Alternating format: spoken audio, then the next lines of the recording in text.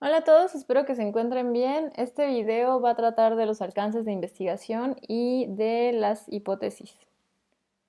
Vamos a ver primero los alcances de investigación, que en esto no me voy a detener tanto porque además ya lo habíamos visto un poco al inicio del curso.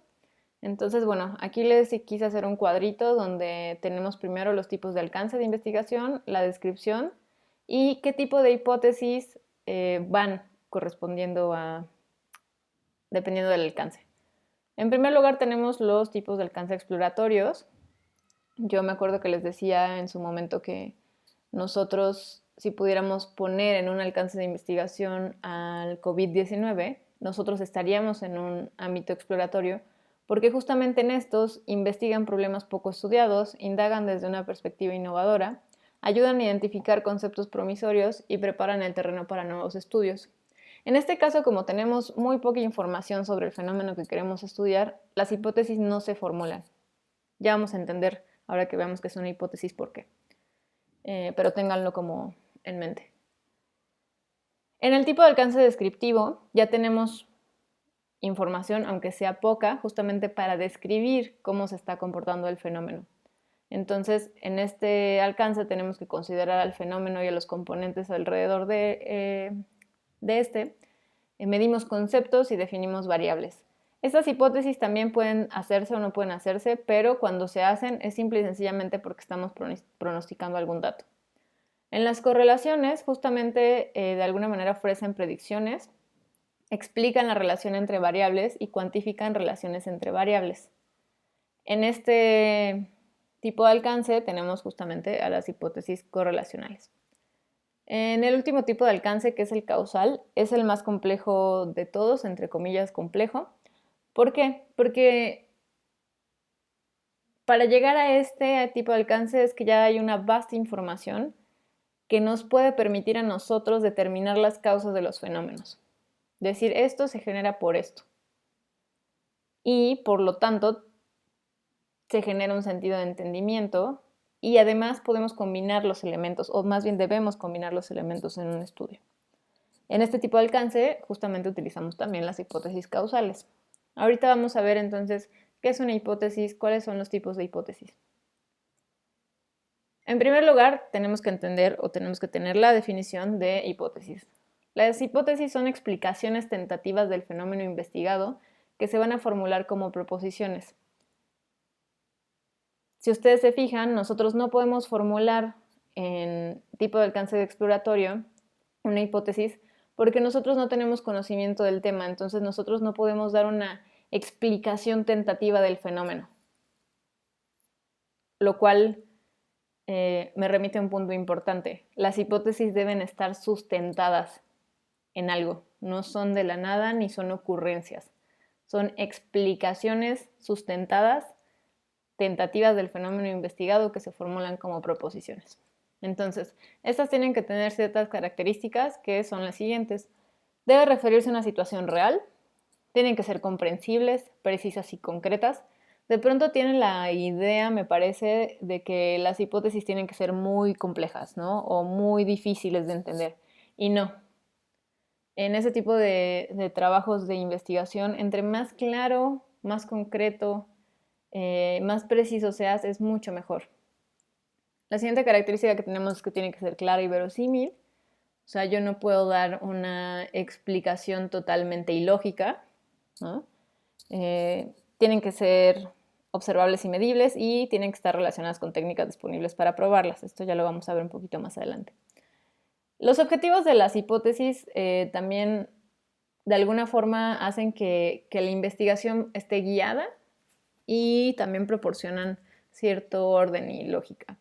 Funcionan para describir y explicar y además pues claramente funcionan para que probemos teorías o probemos pues justamente distintos aspectos de la teoría que estamos utilizando. Ahora, tenemos tres tipos de hipótesis distintas. Tenemos las hipótesis de investigación, las hipótesis nulas y las hipótesis alternativas o alternas. Las hipótesis de investigación son las proposiciones tentativas sobre la o las posibles relaciones entre dos o más variables. Estas, ahora se van a dar cuenta, siempre van a estar redactadas de manera positiva. Ahorita vamos a ver a qué me refiero con positiva. Y bueno, tenemos 4 tipos. Tenemos la descriptiva, que intenta predecir un dato o valor en una o más variables. La correlacional, que especifica relaciones entre 2 o más variables. Este más debería llevar un acento, lo siento. De la diferencia de grupos, compara grupos, establece una hipótesis direccional de diferentes grupos. Y la causal, que propone un sentido de entendimiento de las relaciones. Y tenemos causas, que van a ser nuestras variables independientes, y tenemos efectos, que van a ser nuestras variables dependientes. Aquí podemos tener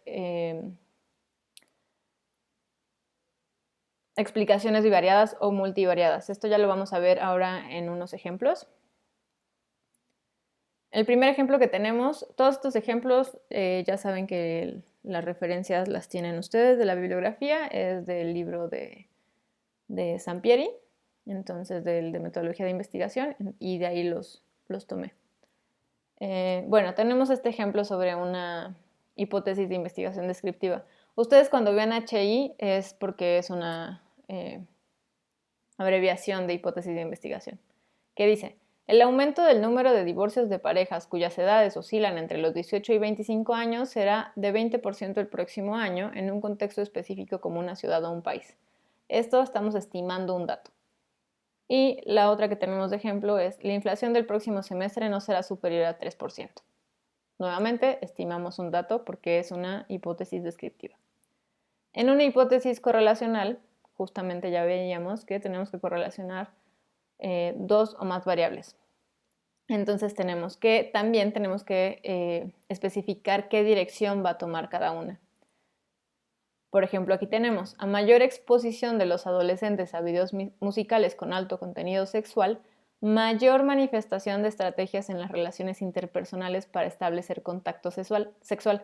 Entonces aquí justamente la hipótesis nos va a indicar que cuando una variable aumenta, la otra también, y viceversa. Cuando una variable disminuye, la otra desciende.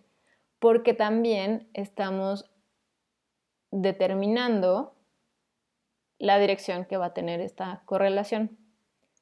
Tenemos acá otro ejemplo: a mayor autoestima habrá menor temor al éxito. Aquí, en cambio, esta hipótesis nos va a señalar que cuando una variable aumenta, la otra disminuye. Y si esta disminuye, la otra aumenta. Y tenemos esta otra: las telenovelas latinoamericanas muestran cada vez mayor contenido sexual en sus escenas. En esta se correlacionan las dos variables, época o tiempo en que se producen las telenovelas, y el contenido sexual. Después tenemos las hipótesis de diferencia de grupos. Tenemos el ejemplo siguiente: el efecto persuasivo para dejar de fumar no será igual en los adolescentes que ven la versión del comercial televisivo a colores que el efecto en los adolescentes que ven la versión del comercial en blanco y negro. Si ustedes se fijan, estamos haciendo una diferenciación entre dos grupos, ¿no? Entre los grupos de adolescentes que ven la versión del comercial televisivo a colores y los que lo ven en blanco y negro. Otro ejemplo de este tipo de hipótesis sería el siguiente: los adolescentes le atribuyen más importancia al atractivo físico en sus relaciones de pareja que las adolescentes a las suyas. Aquí están haciendo una diferenciación de grupos por sexo. La siguiente es: el tiempo que tardan en mostrar síntomas de SIDA las personas contagiadas por transfusión sanguínea es menor que el de las personas que adquieren el VIH por transmisión sexual. Nuevamente estamos haciendo una diferencia de grupos. Esto, si se fijan, bueno, ya lo vamos a ver más adelante. Si nosotros tenemos claro qué hipótesis estamos planteando, vamos a tener muy claro después qué estadístico vamos a utilizar. Ya verán por qué. Pero bueno, vamos a ver el último ejemplo que tenemos aquí, que es una causal. Dice: la desintegración del matrimonio provoca baja autoestima en los hijos e hijas. Aquí, además de que ya hay una relación entre las variables, se propone la causalidad. ¿Qué está provocando qué? ¿No? Si tuviéramos un tipo de hipótesis de correlacional, nada más diríamos que a lo mejor a mayor desintegración del matrimonio, menor autoestima en los hijos e hijas, ¿no? Pero no, aquí estamos diciendo que la desintegración del matrimonio provoca la baja autoestima. Este otro ejemplo que tenemos dice, la satisfacción sobre la calidad del diseño ambiental del interior de la oficina donde se elabora incrementa significativamente la satisfacción general del espacio de trabajo por parte de sus ocupantes y su desempeño laboral. Nuevamente, estamos proponiendo qué provoca qué, que es algo fundamental para entender o para poder hacer justamente una hipótesis causal. Como les comentaba, podemos tener relaciones causales bivariadas o multivariadas. Cuando hablamos de relaciones causales bivariadas es que tenemos dos variables. Normalmente nosotros utilizamos la X para decir que es la variable independiente y la Y la ponemos como variable dependiente. Aquí nosotros estamos diciendo que el consumo de selenio provoca crecimiento de los tumores cancerígenos. Este es un esquema de relación causal bivariada. Cuando hablamos de una relación causal multivariable, podemos poner 2 variables dependientes, 3 variables dependientes. Aquí puede haber muchas más variables dependientes y en este lado izquierdo puede haber muchas variables independientes, pero bueno, aquí justamente tenemos ya que hay varias variables independientes y varias variables dependientes. Eso también nos va a ayudar muchísimo para después poder determinar qué tipo de estadístico necesitamos utilizar. Ahora, como les había comentado, teníamos 3 tipos de hipótesis. Las que vimos fueron las hipótesis de investigación y tenemos después las hipótesis nula, que simple y sencillamente son proposiciones que niegan o refutan la relación entre las variables. Entonces, por ejemplo, si yo quisiera hacer una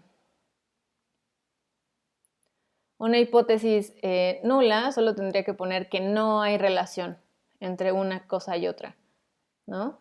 O que no hay causa entre una cosa y otra. Nosotros en estadística, ya cuando interpretamos las tablas, en realidad trabajamos siempre con las hipótesis nulas, no con las hipótesis de investigación, aunque normalmente justamente las que reportamos en los trabajos son las hipótesis de investigación. Y bueno, por último tenemos las hipótesis alternativas, que son posibilidades diferentes o alternativas, perdón ahí, ante las hipótesis de investigación y las hipótesis nulas. Son simple y sencillamente otras alternativas de lo que puede suceder con el fenómeno. Aquí les quise también poner este cuadrito, no se los voy a leer todo, pero porque ustedes lo pueden encontrar en el libro, pero sí lo quería poner justamente para recalcarles nuevamente que todo tiene que tener consistencia a lo largo del trabajo y todo tiene que tener congruencia. Es decir, ya lo veíamos antes, ¿no? Pero la pregunta de investigación tiene que tener consistencia con sus objetivos. Sus objetivos, su pregunta de investigación tiene que tener consistencia y coherencia con sus hipótesis. Es decir, todo tiene que estar armado lógicamente. Entonces, por ejemplo, aquí tenemos en la primera, ¿cuál será a fin de año el nivel de desempleo en la ciudad de Baratillo? Aquí ya sabemos que vamos a hacer una hipótesis descriptiva porque estamos estimando un dato. Entonces tenemos el nivel de desempleo en la ciudad de Baratillo será de 5% a fin de año. Es decir, aquí vemos claramente cómo la hipótesis es una suposición o una explicación tentativa que va a responder a la pregunta de investigación y que evidentemente tiene que ser, como les repito otra vez, coherente, congruente y consistente. ¿Ok? Por ejemplo, acá está relacionado el desempleo con incrementos en la delincuencia de dicha ciudad. Y entonces tenemos una hipótesis correlacional, porque aquí queremos saber relaciones entre dos variables, ¿no? Entonces, a mayor desempleo, mayor delincuencia, porque es lo que nosotros podemos ver en la literatura y entonces nosotros decimos, bueno, teóricamente nosotros estimamos o podemos explicar o predecir de alguna forma que a mayor desempleo hay mayor delincuencia, ¿ok? Entonces, simple y sencillamente para recapitular, las hipótesis tienen que tener congruencia con todo el trabajo y no se sacan de la manga. Tienen que tener un sustento teórico. ¿Ok? Ahora, justamente quería llegar a este punto de las pruebas de hipótesis. Nosotros hacemos estas hipótesis para dar una posible respuesta a cómo se está comportando el fenómeno. Pero justamente nosotros tenemos que corroborar o no si esa hipótesis es verdadera. Entonces lo que hacemos es probar nuestras hipótesis. Entonces nosotros probamos las hipótesis a través de métodos estadísticos en una investigación con un enfoque cuantitativo. Entonces, por eso les decía hace ratito que dependiendo del tipo de hipótesis que tengan, si tenemos claro qué tipo de hipótesis es, después va a ser muy claro qué tipo de estadístico vamos a tener que utilizar, que es el estadístico que va a decir si nuestra hipótesis está bien o está mal. Aquí también quiero recalcar otro punto que normalmente muchos investigadores se espantan porque asumen que la hipótesis que ellos están proponiendo tiene que corroborarse y no es así. Hay veces en que no se corrobora y está bien. Ese tipo de investigaciones funcionan también, no por eso son menos valiosas y nos ayudan a que tengamos una mayor comprensión del fenómeno. Entonces, toda investigación que ayude a que se genere conocimiento nuevo es bienvenido. Entonces, no se preocupen si su hipótesis se corrobora o no. Vuelvo a recalcar, eso no quiere decir que la hipótesis tiene que estar sacada de la manga. No es así. Tiene que estar sacada y sustentada teóricamente. Pero no pasa nada si eso después descubrimos que la hipótesis que teníamos nosotros no era correcta. ¿Ok? Bueno, para poder probar nuestras hipótesis necesitamos identificar nuestras variables. ¿Qué es una variable? Una variable es una propiedad que tiene una variación que puede medirse u observarse. Las variables ustedes normalmente las van a identificar como a lo mejor constructos psicológicos. Por ejemplo, aquí en esta última que vimos de relación, una variable sería desempleo y otra variable sería delincuencia. ¿Ok? Y nosotros tenemos que tener como las definiciones conceptuales de la variable y cómo lo vamos a llevar a cabo de manera operacional.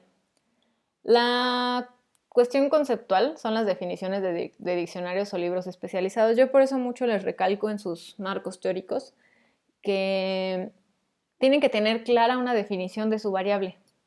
Y si no está clara la definición de su variable en el marco teórico, entonces no vamos a tener problemas aquí, porque entonces ya no vamos a saber cómo la vamos a medir después, ¿no? Entonces tiene que haber justamente otra vez una congruencia, una lógica que nos va guiando durante toda la investigación. Entonces, ya que tenemos una definición, normalmente nosotros no usamos diccionarios, usamos libros especializados en psicología, pero una vez ya que tenemos esta definición, podemos tener entonces cómo va a estar la variable operacionalmente, que es el conjunto de procedimientos y actividades que se desarrollan para medir una variable. Aquí les pongo un ejemplo para que también vean que todo tiene sentido. Aquí tenemos una hipótesis que dice, de investigación, que dice, a mayor motivación intrínseca en el trabajo, menor ausentismo. Si ustedes ya pudieron detectar, ese tipo de hipótesis es una hipótesis correlacional. Y tenemos dos variables. Tenemos una variable que es motivación intrínseca en el trabajo y nuestra otra variable es ausentismo laboral. Entonces nosotros tenemos que tener definiciones conceptuales de ambos y después tenemos que tener definiciones operacionales de ambos. Vamos a leerlas. Estamos entendiendo por motivación intrínseca en el trabajo que es un estado cognitivo que refleja el grado en que un trabajador atribuye la fuerza de su comportamiento en el trabajo, satisfacciones o beneficios derivados de sus tareas laborales en sí mismas, es decir, a sucesos que no están mediatizados por una fuente externa a las tareas laborales del trabajador. Este estado de motivación puede ser señalado como una experiencia autosatisfactoria. Ok, entonces ahora la definición operacional es cómo la voy a medir, ¿no? ¿Cuáles van a ser los pasos o con qué lo voy a hacer? Entonces aquí tenemos que la manera de medir es un autorreporte de motivación intrínseca, que es el cuestionario autoadministrado del inventario de características del trabajo versión mexicana. Aquí quiero hacer varias acotaciones que ya me podré explayar en otro video que tengamos sobre los instrumentos y las técnicas, pero es muy importante que nosotros tengamos instrumentos confiables y válidos. Es decir, que nuestros instrumentos midan en realidad lo que están diciendo que miden.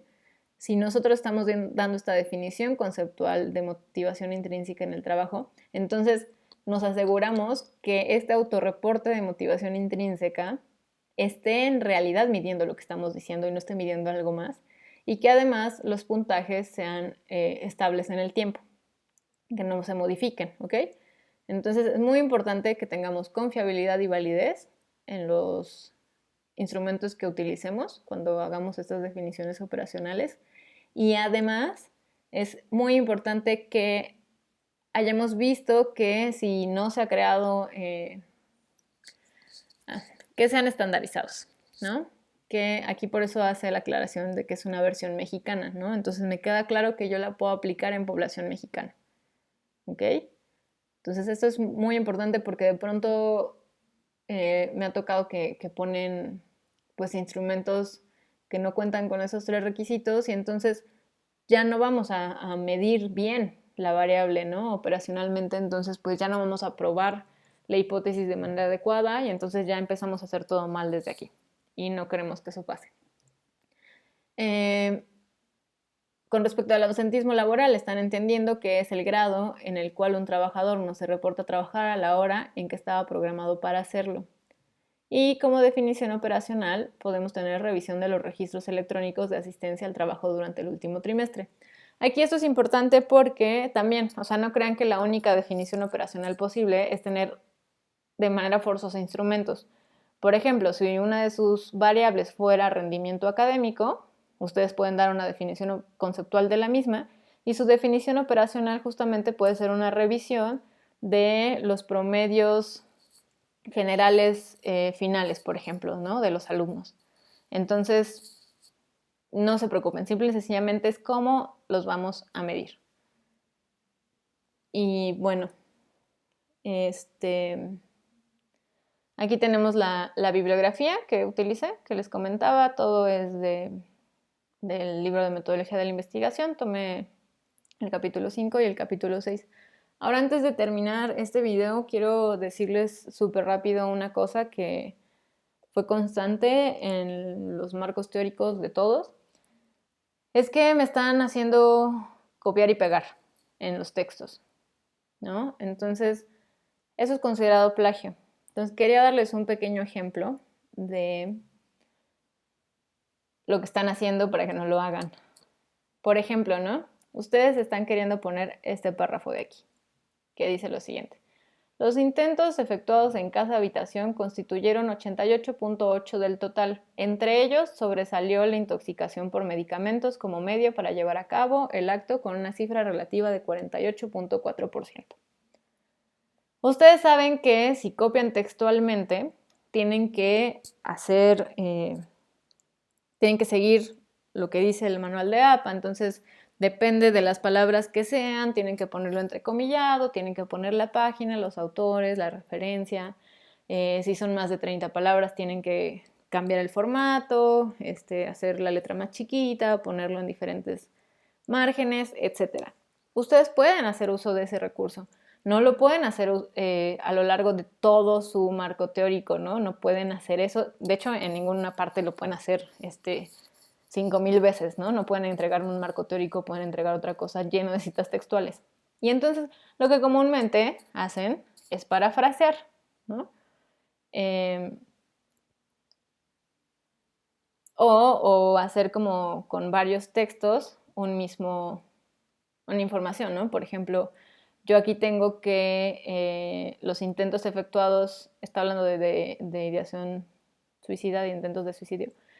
Los intentos efectuados en casa-habitación constituyeron 88.8% del total. Y entonces yo puedo decir, según el INEGI, este es un reporte del INEGI, según el INEGI, los intentos efectuados fueron del 88.8%, pero la Secretaría de Salud el año pasado reportó que subió 2%, teniendo un 90% en total. En eso yo ya hice una conjunción de diferentes fuentes y eso es lo que nosotros esperaríamos normalmente que tengamos en el marco teórico. Ok, no lo tenemos. Queremos parafrasear solamente esto, también se vale. Pero no, parafrasear no es quitar palabras, ¿no? Porque lo que he encontrado mayormente es que ponen los intentos efectuados en casa-habitación constituyeron 88.8% del total. Punto. Sobresalió la intoxicación por medicamentos como medio para llevar a cabo el acto con una cifra relativa de 48.4%.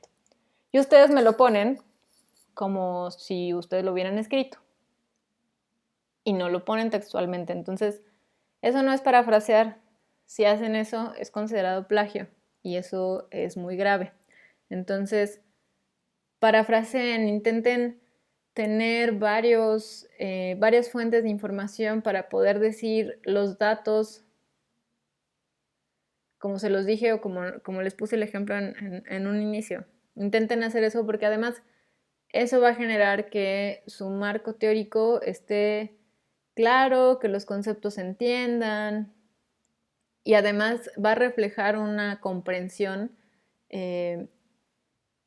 que tienen ustedes sobre el fenómeno que están estudiando. Entonces, bueno, quería hacer un pequeño paréntesis al final del video, que no tiene nada que ver con el tema, para que no lo hagan, para que no lo vayan a repetir y para que por favor parafraseen y puedan redactar bien sus trabajos.